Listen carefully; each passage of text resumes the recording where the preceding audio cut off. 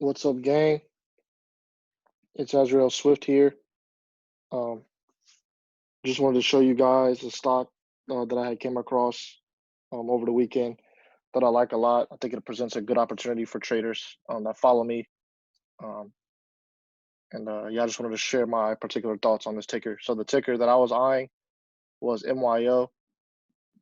Um, so a couple days ago, MYO had a nice little pop from about $4 all the way up to $7 and after hours. And then the following day, it opened at 540. So I can show you here. So here, you can see here that MYO popped from about $4 all the way up to $7 and after hours on the 15th. And then on the following day, on the 16th, it opened at about 540. Um, so it made a nice move, and I think it has a lot of potential for continuation. So what was the news that made MYO pop like that? Let's go. I'm on Thinkorswim using their news platform. And you can see here that MYO shares are trading higher after the company announced HHS has authorized the company to be a Medicare provider. So who is the HHS? Well, we can find that out on Google. And the HHS is the United States Department of Health and Human Services. So that's big news for that's big news for MYO. Um, and that's why you saw MYO pop like this. And I think from a technical standpoint, MYO has a lot of opportunity for continuation, which is why I like it a lot. Um, so why did MYO stop at $7? Well, looking at the filings, I'm gonna highlight this into here. On February 13th, 2020, the company issued to the underwriters warrants to purchase roughly 215,000 shares of common stock. The underwriter warrants have an exercise price of $7 per share. The underwriter warrants expire on February 13th, 2025. So here you can see that there were warrants with an exercise price of $7. And as I usually tell people, warrant prices, and offering prices are usually areas of psychological resistance. So that should have been a psychological resistance for you. And on top of that, um, let's see here. On top of that,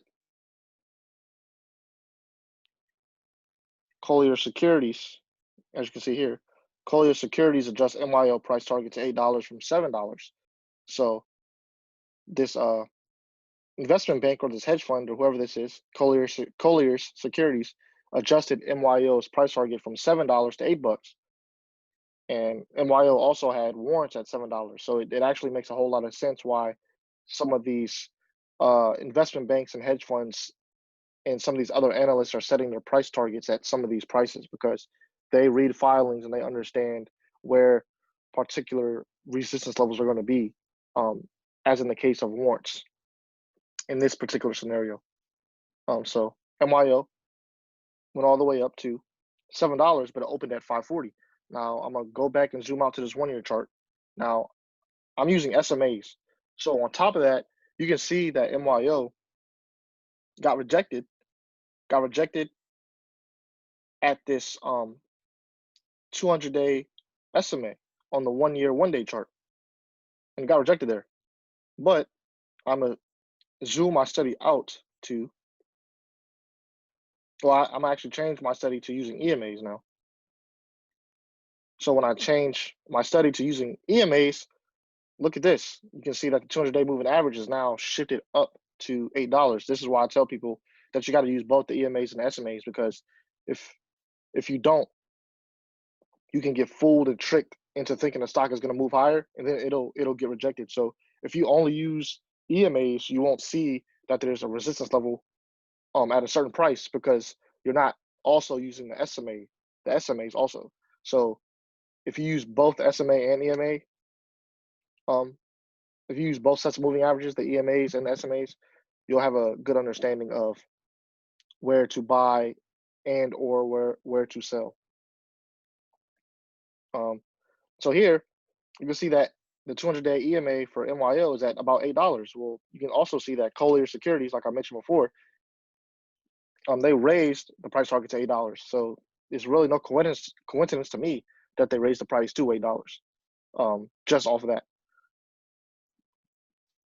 Like I said, like once you develop a psychology for trading, you can really start to understand things a whole lot better. It's really not even a coincidence that this 200-day moving average is sitting at $8, and then this, investment bank is also setting the price target at $8. Like there's what's like that's not even a coincidence to me. Like you can start to really add up all the numbers once you start to figure things out as you develop as a trader. Um, so yeah, I think MYO has a good chance to make its way all the way up to $8. I think, selling at 740, 750, just to be safe would be a good bet. Like I said, just to be safe, that would be a good bet. But there's always a chance that it could go through this moving average and go higher. And um I'm gonna draw this out for you guys. I think it's totally possible that um MYO could try to hit anywhere from $9 to about $11. And the reason why I say that is because there's a gap here. I'm gonna draw this out at $9. So yeah, you can see there's a gap here, and at the top of this candlestick,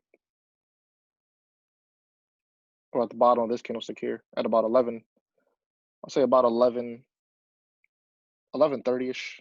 Yeah. So I mean, there's always a chance that MYO could break through this $8 price target, you know, set by the investment bank or that hedge fund, Collier Securities, and it could make its way, to double digits. It might, go to $9. It might stop there.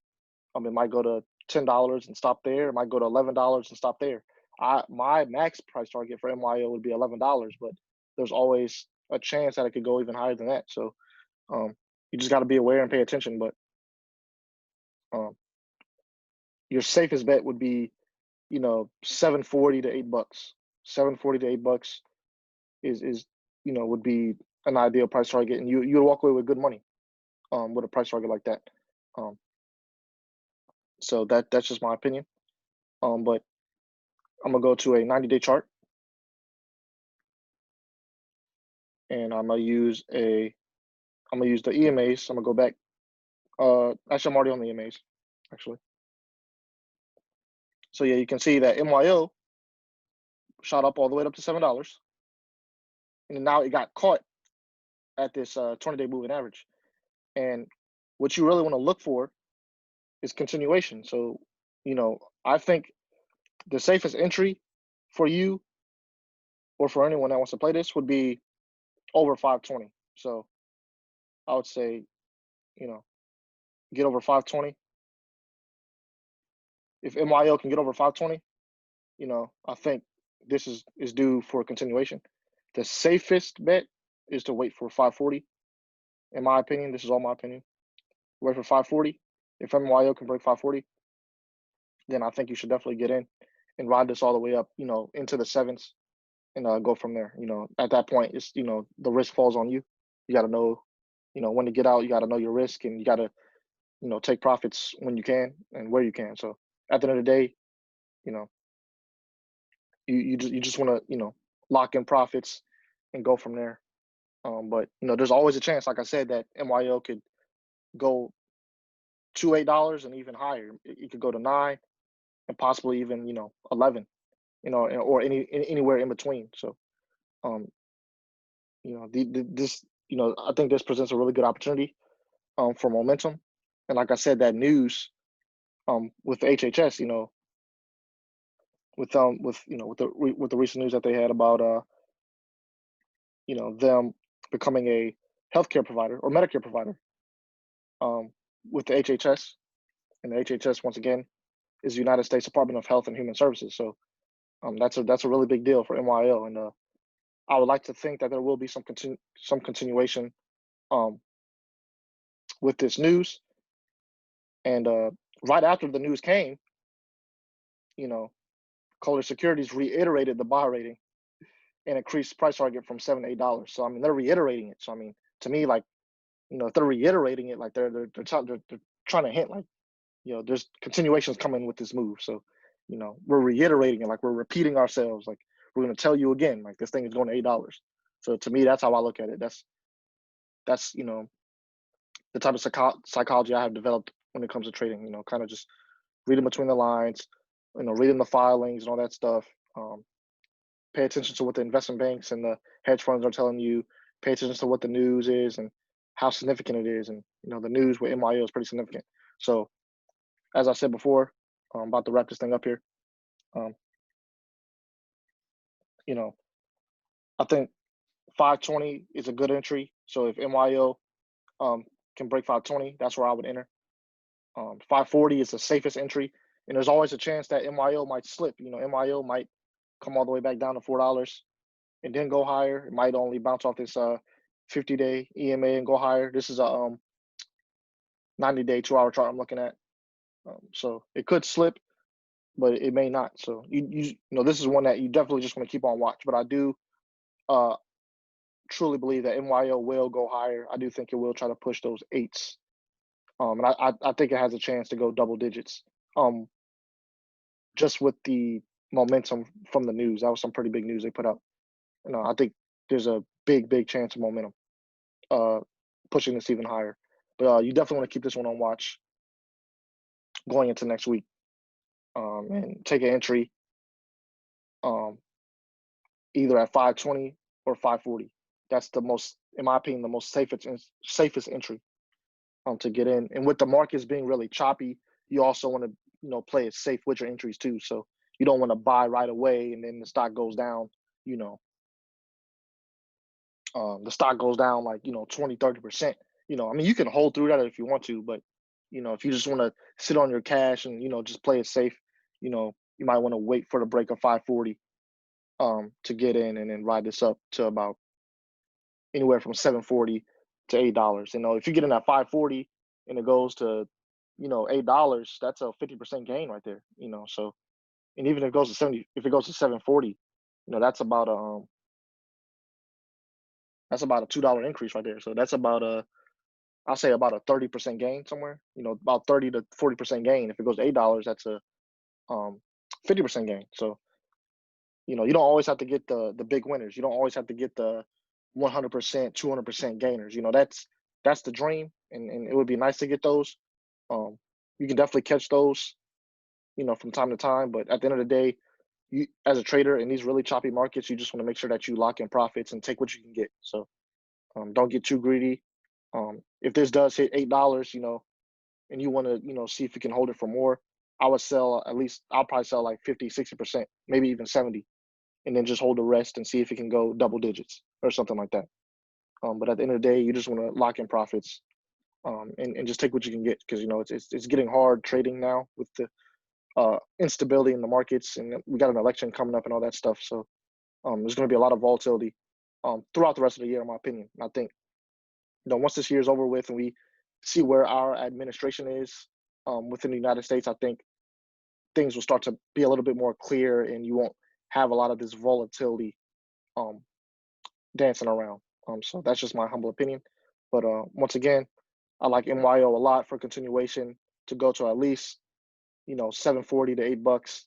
That'll be a safe exit, but it could definitely go double digits, and it might try to fill this gap here, or might try to hit this gap here from $9 to about 11. Like I said, it might get stuck at 10 right here. It might get it. It might get it might only get to 10 and in there. So but I just wanted to share my opinion about this ticker. MYO is a ticker. MYO, Myomo Inc. Um, Thanks for listening, and I hope you enjoy the rest of your weekend. Thank you. Take care.